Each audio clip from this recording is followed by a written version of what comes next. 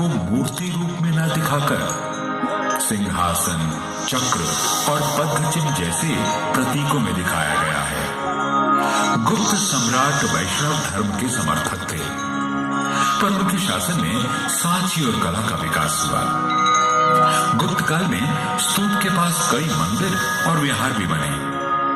7वीं से 12वीं शताब्दी तक मंदिर और विहारों का निर्माण होता रहा और वैदिक धर्म और बुद्ध धर्म साथ साथ पनपते रहे।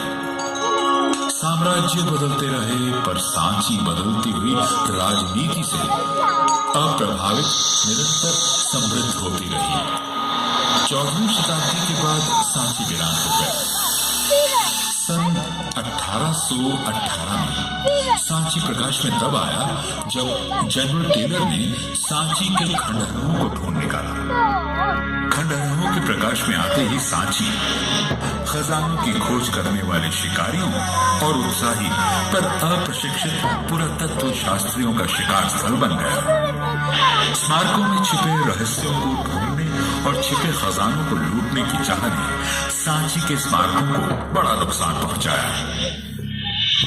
1851 में सर एलेक्जेंडर कनिंघम और कैप्टन F.C. मेसी द्वारा कई स्मारकों की खुदाई करने की जल्दबाजी ने भी स्मारकों के नुकसान और लूट में योगदान दिया।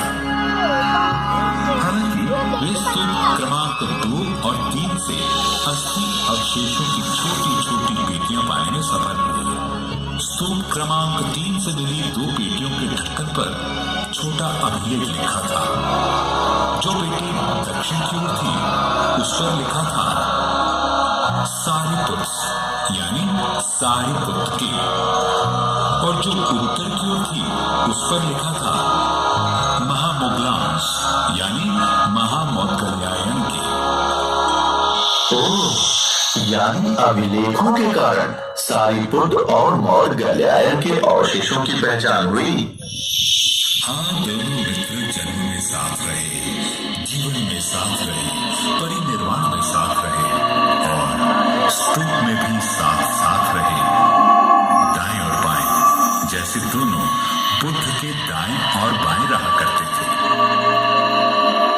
सांची के पास सतधार के स्तूप में भी इस प्रकार सारीपुत और महामौदगल्यायन के अस्थि अवशेष मिले।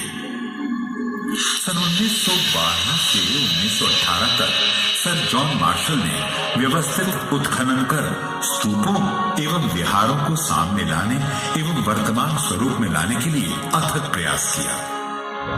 इतिहास पर यहाँ स्तूपों के साथ साथ मंदिर तो है।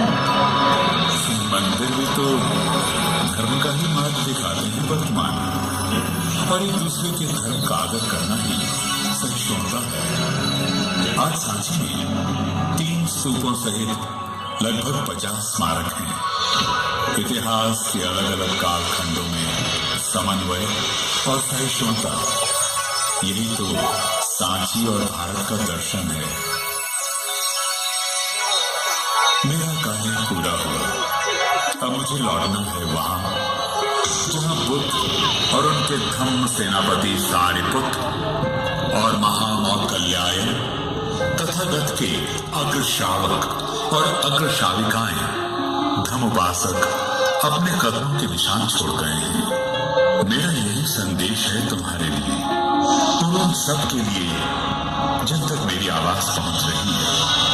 आप लोग बुद्ध, संघ और धर्म की महान परंपरा के उत्तराधिकारी हो। आप खुद निर्णय लो, आपको द्वेष, कलह, पीड़ा और युद्ध का रास्ता चुनना है या प्रेम, करुणा, निर्वाण सिखाते बुद्ध का। आपका संसार कैसा हो, अब ये आप ही के हाथों में है।